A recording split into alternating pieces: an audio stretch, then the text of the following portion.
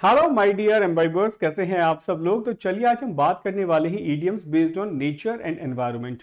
Picture देख के आपको बड़ी खुशी हो रही होगी। नेचर बेटा हर किसी को अपनी तरफ अट्रैक्ट करता है, ठीक है।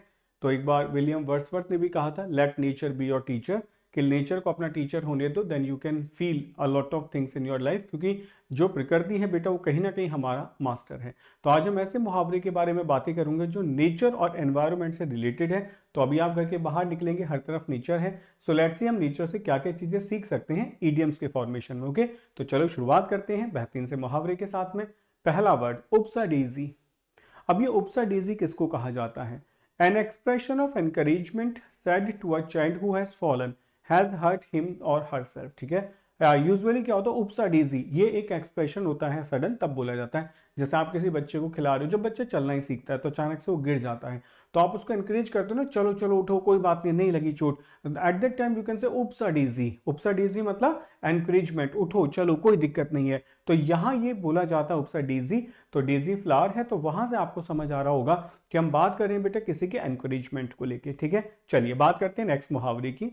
नेक्स्ट मुहावरा कहता है अ लेट ब्लूमर। अब ब्लूम माने तो खिलना होता है ना। अ लेट ब्लूमर कौन होते हैं? Someone who is slower than their peers and to develop in a particular field.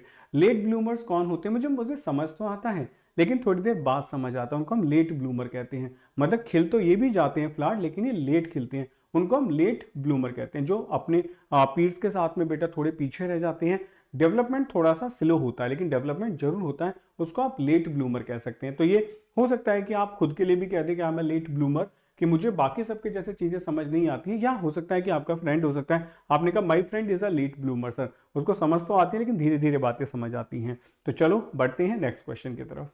Next है ग्रास रूट्स। अब ग्रास रूट्स, ग्रास तो हमने सारे में देखा है ना।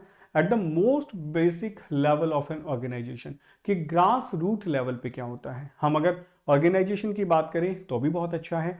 अगर मैं पूछूं भाई करियर में क्या कर रहे हो, तो आपने बताया ये सब कर रहे हो, तो ग्रास रूट लेवल पे क्या चल रहा है, यानी कि ये बताओ बेसिक लेवल पे क्या कर रहे हो, मतलब बेसिक्स की तैयारी क्या है, तो that is called the grass roots level. और ग्रास रूट्स में जो रूट्स वर्ड है उसी से समझ आ रहा है कि जड़ों में आप क्या कर रहे हो, ठीक है। और जड़ क्या होती है? जड़ हमेशा बेसिक्स होते हैं। चलिए बढ़ते हैं नेक्स्ट मुहावरे की तरफ। नेक्स्ट देखो, आई होप मजा तो आ रहा होगा चीजों को सीखने में और याद भी अच्छे से हो रहा होगा। Out of the woods. अब वुड माने लकड़ी होती है और वुड्स माने होता है फॉरेस्ट।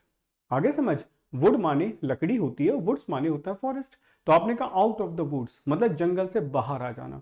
तो यूजुअली जंगल क्या है? एक खतरनाक जगह है, तो आपने कहा आउट ऑफ द वुड्स होगा, इसका मतलब आउट ऑफ डेंजर होगा। आसान मुहावरा है, अच्छा है, आउट ऑफ द वुड्स, ठीक है। चलिए आगे बढ़ते हैं, नेक्स्ट क्वेश्चन ट्राई करते हैं। Bark up the wrong tree. हमने देखा होगा जो छाल होती है, बहुत सारे ये जो बेटा बार्क होती है, जो छाल होती है, देखा होगा वो काफी सारी जगह खाने पीने के काम आती है, बहुत सारी बीमारियों में काम आती है। लेकिन आपने जो बार्क है ना वो रॉन्ग ट्री की कर दी। इसका मतलब क्या हुआ कि जो कहा गया था वो तो आपने किया ही नहीं, आप दूसरा काम करके आगे। To follow the wrong line of thoughts और to make a false assumption और मिस्टेक। आपने गलत कर दिया, चीजें गलत कर दी। You bark up the wrong tree, ठीक है। आपने कहा उसको जाके चांटा मार के और बराबर वाले को मार के आगे, bark up the wrong tree, ठीक है। आपसे कहा गया ये वाली बुक पढ़ के जाना एग्जाम में आएगा, आपने दूसरी वाली पढ़ ली, you bark up the wrong tree, ठीक है। तो आप गलत थॉट ऑफ लाइन में चले गए, तो that is called bark up the wrong tree. चलिए बढ़ते हैं नेक्स्ट मुहावरे की तरफ। To beat about the bush, ये तो आसान है ना, झाड़ियां।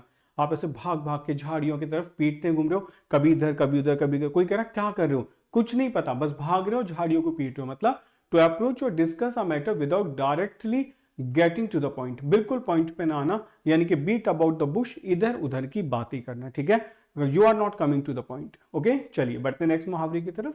नेक्स्ट कहता है to have green fingers a green thumb, ठीक है। इसको आप ऐसे समझो, जो लोग गार्डनिंग करते हैं तो उनके जो हाथ हैं बेटा ग्रीन कलर के हो जाते हैं ना। मतलब ग्रीन इन द सेंस वैसे नहीं भैया पूरे दिन पौधों में काम करोगे तो थोड़ा बहुत तो कलर लगेगा ही लगेगा, ठीक है। तो टू हैव ग्रीन फिंगर्स या ग्रीन थंब मतलब to be good at gardening and making plants grow well.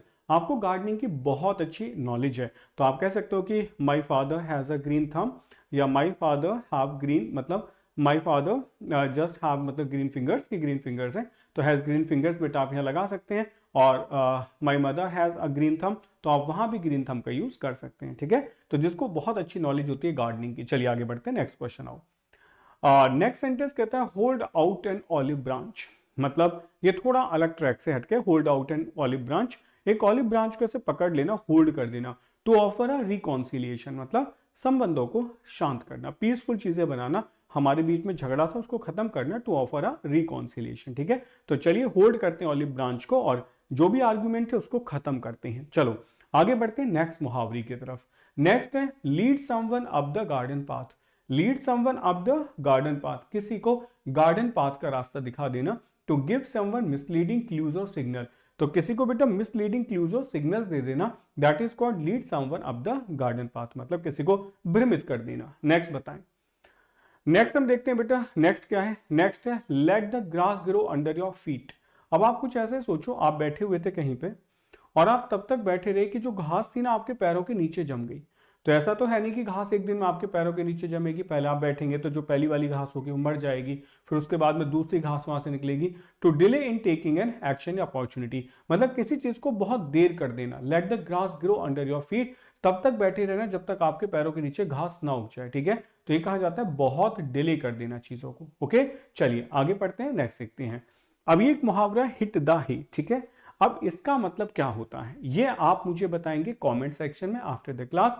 तो पूरी क्लास के सारी इडियम्स को पढ़ना है, उन्हें यूज करना है, और हिट द हे का मतलब आप मुझे बताएंगे कमेंट सेक्शन में। और आपको ये वीडियो कैसी लगी आप मुझे कमेंट सेक्शन में जरूर बताएं। ऐसी ही इंफॉर्मेटिव और बढ़िया वीडियोस के लिए हमें फॉलो करें। Keep imbibing.